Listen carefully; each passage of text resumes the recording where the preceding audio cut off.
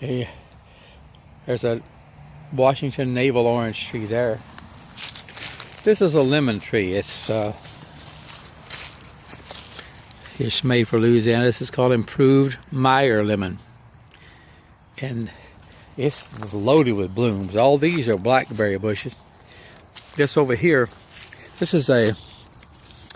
I got most of all these Arapaho. Mostly all of the blackberry bushes are Arapaho. I got one different one. This right here is a native mulberry tree, and they should be huge. There's another one there, Arapaho blackberries. Here's one. This is the one that's different. This is not as cold hardy as a Kiowa blackberry. It's the one that's got thorns on it. And this right here, of course, is an Apache. This is an Apache. This is two big blueberry bushes. See that? All these little buds coming on it? By the grace of the good Lord, I should have a bunch of blueberries this coming year. And there's 3 of them here, 4 of them. Too big, too small. Here's another one of those muscadine grapevines. This right here is pretty interesting. This right here is one of those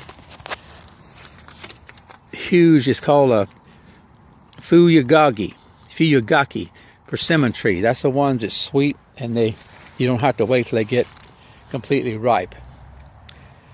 And this right here is some Hale's Best Cantaloupe. Got the little hills made there. All through here, down through here, if you look, take a good look here, down here. These are the things that I grew up with in Tennessee. Bought them from a guy in Mississippi. You can't hardly see them, but you take a good look, you can see. They're dewberries, sweet as sugar. I got this whole part here laid out basically for the dewberries. And over here, I didn't show this.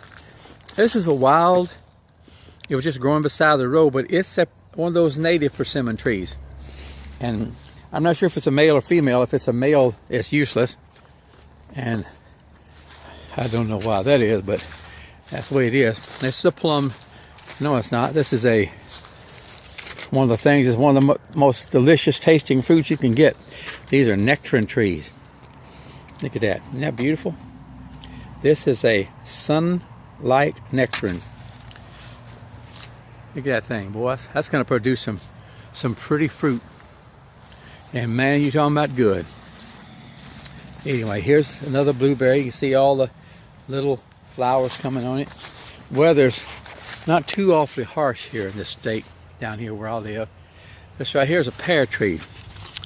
This is called a pineapple pear. I've never tasted one.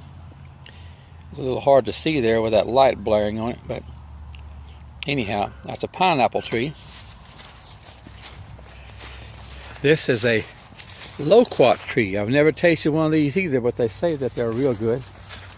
I got 4 pear trees, different types. I got 2 of the kind I just showed you, and this other one, this is an orient pear. An orient pear. I got 2 of the pineapple pear, 2 orient pears, and this is a plum tree.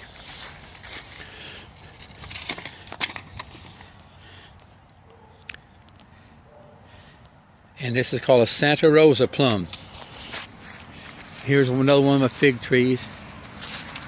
And you can see, if you take a real good look, you can see the green buds coming out on it. See them? See them getting green? That can produce some nice looking figs this year by the grace of God. And over here, I'm not going to sit there and go too much farther. I just want to show my trees. This right here is the persimmon tree that actually has to get ripe. This is a Hachia persimmon, and it has to get ripe or it'll be real bitter. It will choke you to death. Here's one persimmon tree here, as you can see, is going up.